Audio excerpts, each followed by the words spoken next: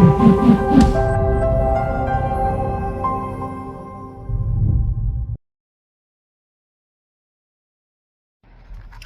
real estate nerds, this is Alex Yoder with Pro Tip Tuesday, my favorite day of the week. And today I want to talk about HB 25-1168, which is called Housing Protections for Victim Survivors of Gender-Based Violence. Now, I've been pretty hesitant to do this video because I'm worried that people will just listen to this quick video and run with it, when in reality this bill is so complicated.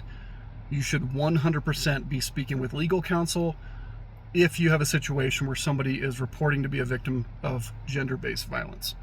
You should not be relying on this video for that information. The idea here is to just skim over a couple things to be aware of so that you kind of have some idea of what this bill tries to accomplish, so that it'll inspire you to say, wow, that is ridiculous and confusing. Let me go talk to my attorney to proceed.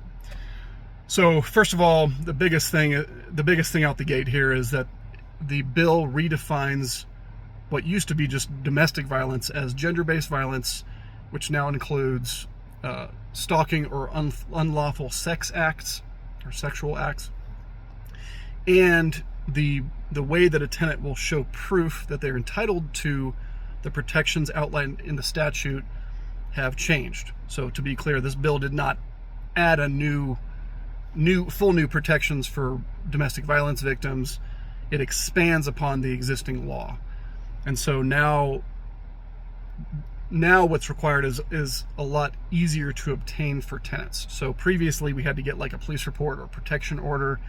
Now the tenants can provide documentation through like a third-party agency, like a nonprofit like TESA, for example, or they can self-attest. They can self-attest in writing that they are a victim, survivor of gender-based violence, and you just have to accept that. There's no longer a requirement of third-party documentation that supports what they're claiming. The other thing is, not only can they break lease immediately, which is already in the existing law, but now if they say, I'm a victim survivor, they could potentially have rights for a repayment plan if they have an unpaid, like past due balance, for example. So not only are they able to break lease, which is already the law, but they're also entitled to a repayment plan. That repayment plan will have to be proactively offered by the landlord within a certain number of days. You just have a couple days to offer that. And at the end of the day, the tenant effectively dictates what that repayment plan is going to be, but it can be no more than 9 months to repay the balance, and it can be no less than $25 a month. So it's not to say you can't strike a different deal, but ultimately those are the caps on how long the repayment plan would be and how little of a payment they have to make per month based on the balance that they owe. The other thing is that in terms of the actual demand postings, if you have somebody who has not paid their rent, there is some specific language that you must now have in your demand notices that hopefully you've already received from your attorney, but make sure you have that language in your demand notices and that you're speaking with your attorney to position those letters. One of the biggest challenges right now in property management, frankly, is making sure your demand notices have all the appropriate disclosures and the appropriate dates. It's all extremely confusing, so make sure you are lining that up correctly. So the correct language.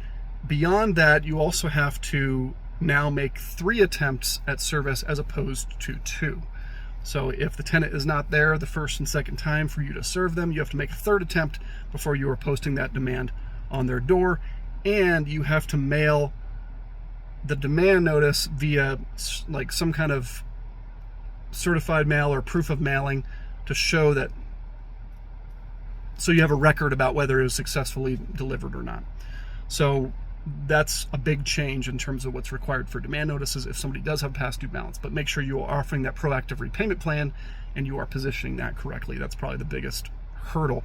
If you don't do that in the right amount of time and in the right way, that could be a defense, and your eviction attempt may be thrown out, and you may have to restart the entire clock, the entire timeline, which is extremely painful.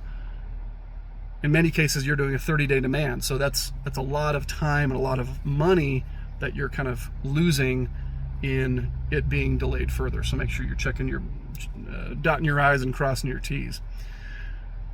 In addition to that, And kind of lastly, there is a little bit of an expansion of the writ enforcement. If you were to successfully get a judgment, now you have to wait 30 days before the sheriff can execute on the writ to physically remove their property.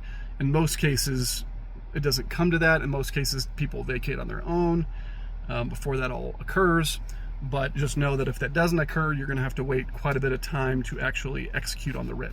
There's other laws already in place that could extend it to 30 days as well, but this is specific to the gender-based violence bill.